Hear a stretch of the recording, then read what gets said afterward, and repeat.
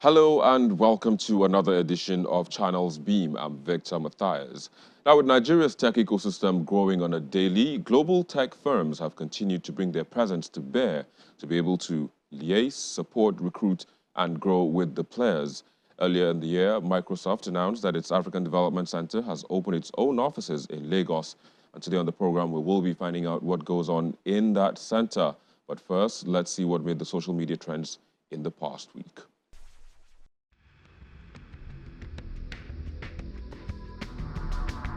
International Men's Day, IMD, is a global holiday celebrated annually on November 19 to recognize and celebrate the cultural, political, socio-economic achievements of men.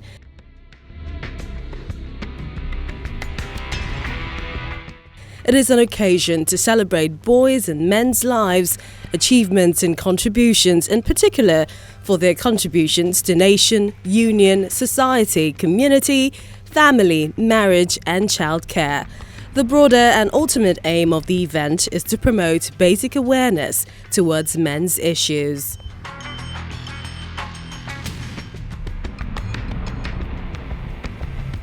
The World Cup kicked off in Qatar on Sunday as the month-long football showpiece finally got underway after a tortuous 12-year build-up dogged by off-field controversies.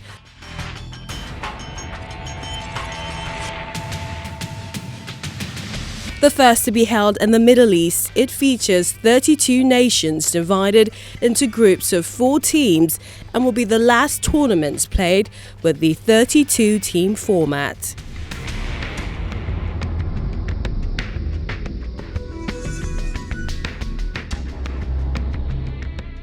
Twitter has told employees that the company's office buildings will be temporarily closed with immediate effect. The announcement comes amid reports that large numbers of staff were quitting after new owner Elon Musk called on them to sign up for long hours at high intensity or leave. The reports have been met with consternation from unions, with Prospect, the Union for Tech Workers, asking Twitter UK to meet regarding the treatment of its employees.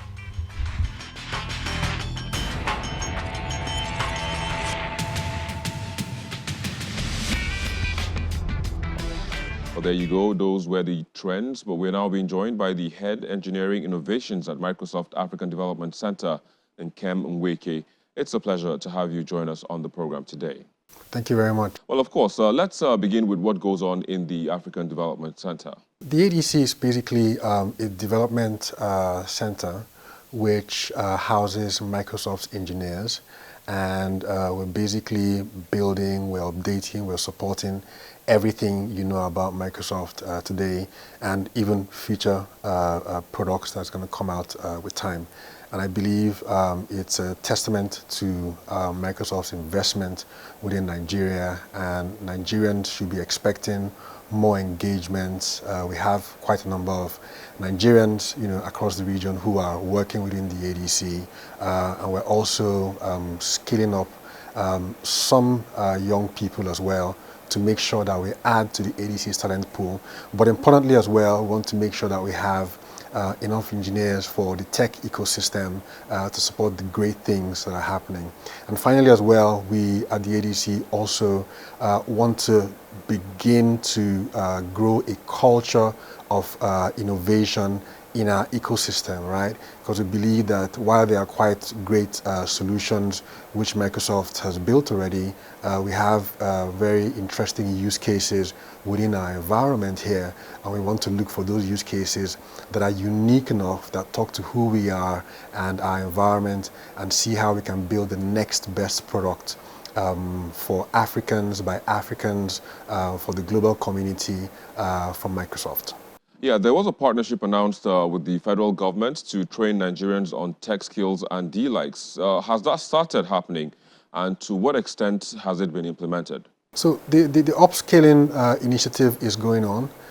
We have quite a number of partners who have gone around the country, looking at different pockets of places and choosing those people and training them. It's going to take a while, but I know that there's an aggressive push to ensure that we meet the targeted number of people that we have committed to. So it's an ongoing project, and I'm sure within time we'll begin to see testimonials of this, young people across different industries, including people, living with disabilities. We have a push to make sure we get more young women as well who are trained from an ICT perspective. So this is basically going on, and it's a project we are very, very, very passionate about, and we'll see the results in no distant time. Well, it's good you mentioned the training for girls, because I remember seeing some tweets, of some girls who visited the center, during the celebration of the International Day of the Girl Child. Now, has there been any follow-up to see how far they are doing since they last visited, and since they, took a cue or took some lessons or, some skills away from the center? Yeah. So yeah, there's been quite some progress. The relevant teams who were involved in this are in touch, with those girls. We also try to bring young women up, to our garage, which is, a maker space where we, make and break things and try our hands on quite a number of things. Again, just to, show these girls what the future is and what they can do and what they can be. So we have constant motions to make sure that we're in touch with not just those who came for that initiative, but also to spread out and reach, quite a number of young women as much as our capacity, can allow us to do. Yeah, all right. So let's track back a little bit and talk about the space you mentioned, the garage, in the ADC. What does it mean? Tell us more about this, and to whom is it open? So EcoVolt is doing very good work because they are focused on underserved communities and trying to see how they can push broadband. I believe we're going to be in a 2G, no G environment for quite a while. And what we want to see is how can we bring broadband, to people in these areas at low or considerable cost, right? And when EcoVolt approached us as an organization, we thought this was good because you're reaching out to people who are underserved, if we should use that word. And what we're trying to do as an innovation team within Microsoft is to say, how can we look out for local ideas or unique use cases that can reach more people and that can extend? If we get in touch or meet or discover people like this or ideas like this, we want to begin to partner with them. We want to begin to build with them. That's the reason why, again, we love what the USTDA team is doing, because they are also, supporting, infrastructure projects like this. So, we look out for these people. We reach out to them and see how we can come to the table, to provide technology or solutions that can have impact, and importantly, that can also have reach. Well, still on partnerships, I understand you have a platform where you connect startups with funding, mentorship, and guidance. I actually spoke, or I had a chat with one of your members, EcoVolt. So tell us about this and what this is all about, and how can other founders benefit from this group, so to speak, now. So the garage is the garage is a garage. It basically started as our people back then, Bill Gates and the team, they basically started Microsoft as it were, building the software and the rest in the garage. So we brought back that idea to say, can we build, a space within the organization where Microsoft team or engineers can go and play their hands with what we could call passion projects, right? Because your day-to-day job, you're given a set of things to do, but you can also come from an environment based on your background or how you grew up, and with all the technologies we have today, you can say, how can I build X? How can I build Y? So we create that space for people to use their spare time and begin to work on passion projects. But with the work we're doing at the ADC, looking and talking to people within the ecosystem, we now see that there are people, for example, like EcoVolt, who have super ideas, right? Who can now come to the garage, spend some time. We can even have, some of our engineers who come in and, eyeball what you're doing, probably give you different perspectives you may not have had before, in the bid to make sure that your solution is robust and scalable to the environment you want to use it for. So the garage is basically open for people to come and take a look at, hoping we can find some time, because it's also a very busy place. We have, for example, schools come in to take a look at what we have, and people talk to them. So as much as we can find time around that, we bring people in. And for those who have that unique impactful ideas as well, we want to sit down with you and see if we can give you some space time to begin to build upon the next best idea, hopefully. Yeah, so what should we be expecting innovation-wise, of course, from the African Development Center? Well, I'd like to say that it is a great partnership we are seeing with the USTDA, with EcoVolt. The Microsoft Africa Development Center is probably about 3 years old, and we're doing a lot to see how we can take the uniqueness of our environment in Africa with the great technologies we see around AI, blockchain, Web3, and the rest, to begin to build not just for Microsoft, but to build or to look out for local solutions where we can have global impact. So in the coming months, hopefully, we'll be sharing to the world the innovations which we currently have, but we're working on, and will be coming out for quite a number of people to enjoy and take part of. Indeed, we can't wait for these announcements, but I have to say thank you for joining us and sharing your work at the ADC with us. And Kemweke, you are the Head Engineering Innovations at Microsoft African Development Center. Thank you very much. Well, I'll take a break, and when we return, we'll take a look at how startup founders are being supported in the southern part of the country. That's in a moment. Please stay with us.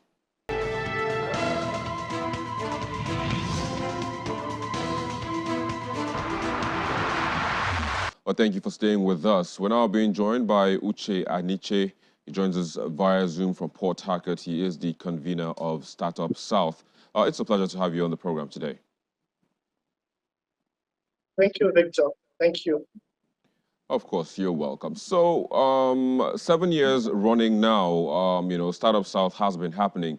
And, one would be thinking, what has come out of this, after so many years of having this community of startup founders, in one place, every year. What has come out of it? Which startup would you say has come out that, we pretty soon would see that would rock this boat?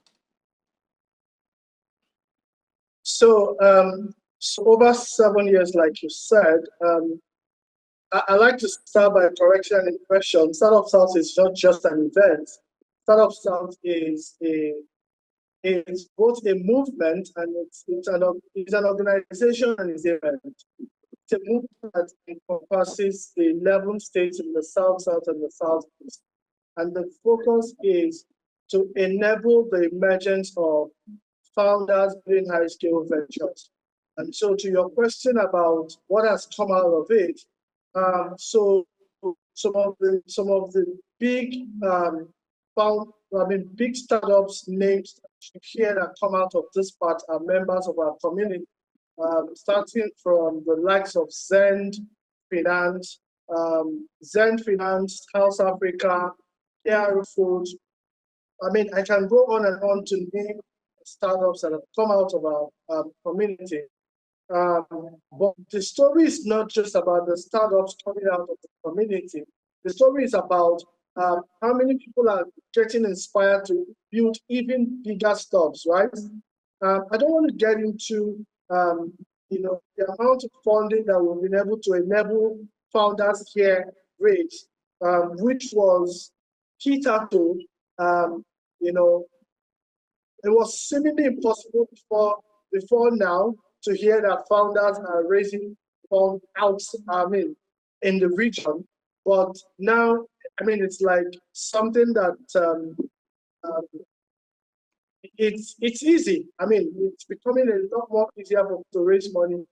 Founders already now know that I can stay back in the region and build, and I can get support to, to grow my startup here in the region. And so that's the story for us. The confidence and the inspiration that people are getting, knowing that they can make a dent from where they are, as opposed to having to live where they are. It's the biggest story for us. Indeed, that quite sounds interesting and what I say inspiring, especially looking at the fact that one of the key things that a lot of founders are having challenges with is raising capital to fund their ideas. So if that is happening for them, from the comfort of their region, then that pretty much works very well. But one of the things that people also have in mind, when they hear, issues around funding, oh, I've raised capital here and there, is the fact that at the tail end, people are not able to repay this money and then it take over, pretty much happens. So is there any form of mentoring, for those who raise capital so they don't get their hands burnt along the line? Okay, so yes, I mean, that's why I said we're a community, and so this is a community of investors, community of founders, community of mentors, right? So the Southeast Angel Network is made up of about 5 people scattered all over the globe that kind of invest and support. They provide mentor-driven capital, right? Mentorship-driven capital to founders. And so, like I just got off a call this afternoon as I was talking to you, was one of the startups that we're trying to speak with to support with some challenges that we're having, right?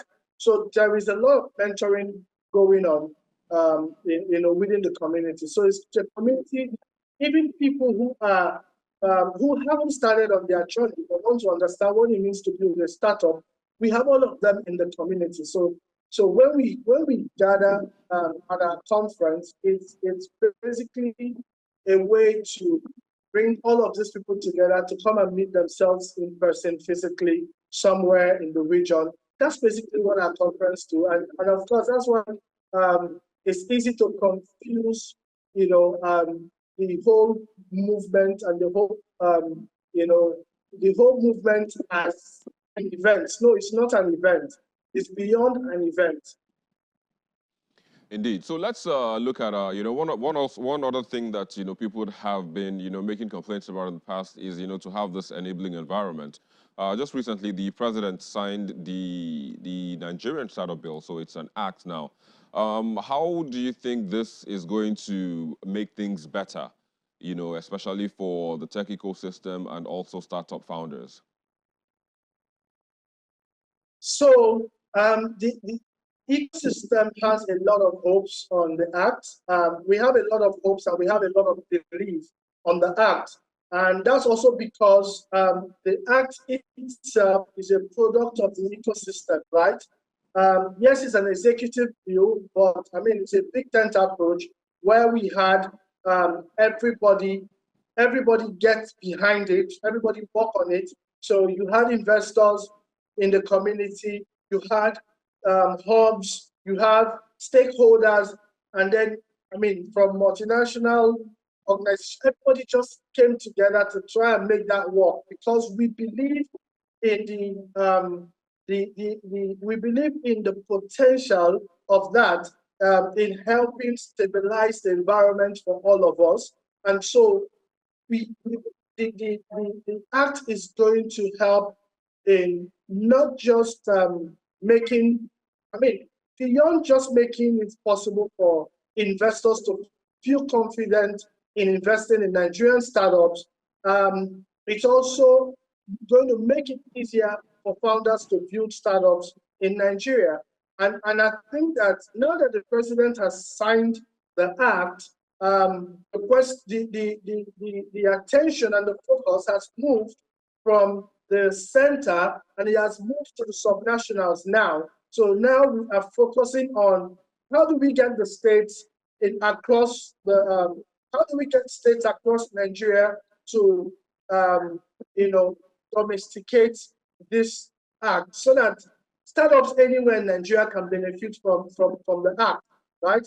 And so that's where the focus is, and it's one of the conversations that we're having regularly, even in our friends, where we're having some of the state officials from within the region come discuss their plan towards domesticating the act, because it's going to help the ecosystem, and we don't want the region to be lagging behind. So that's the conversations we're having. Well, indeed, I hope that the states would follow suit and domesticate the act so that everyone can be a partaker of this a good thing that has happened to the ecosystem. But just before I let you go, of course, I know you're following what's going on with Twitter, and Elon Musk is saying you have to pay $8 for verification. Would you be paying for that? I can't say on air if I'll be paying for that. However, you just have to realize that Twitter is now a private entity, not a public entity, and as a private entity, the owner would have to do what he has to do to make sure that it is profitable for him. But again, Victor, when you look at the fact that he had to pay over $40 billion to get that, you would agree with me that one way or the other he has to make that money back, because he's a businessman after all. But whether we're going to be paying $8, for verification per month, that's a subject of conversation that we will see if the Twitter community eventually adopts. I'm not verified in the first instance, so I don't know if I need it yet, but we'll see how that goes. Indeed, we will see how that goes. So thank you very much for joining us today on the show, Uche and Niche, and sharing your thoughts on so many things around the tech ecosystem, as well as telling us how it's been going with the Startup South. Thank you, Victor. My pleasure. Sure. And that's where we drop the anchor on the show today. Thank you so very much for watching, and we'll leave you with the most viewed videos on our YouTube channel in the past week. I'm Victor Matthias. Bye for now.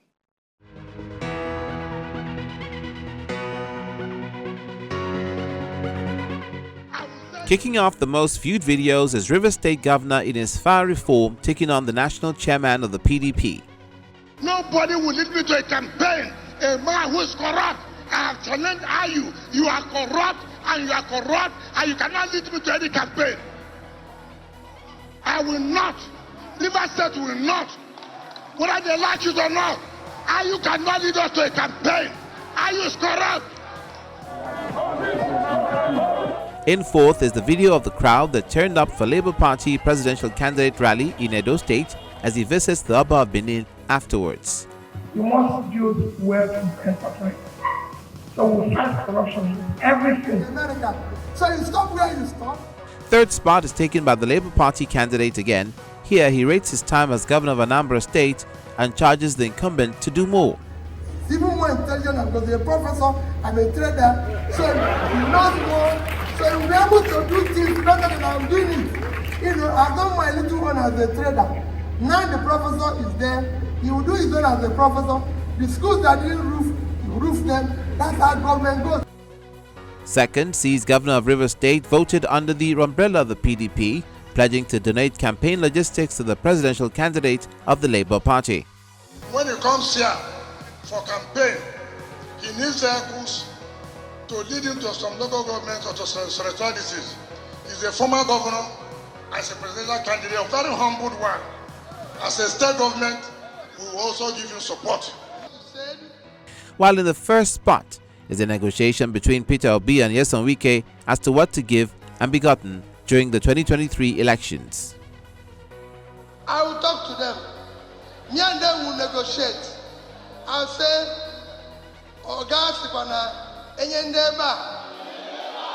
So Arab Korea State, Arab Line Center. Is it not? If we leave state for them, it will leave federal for us.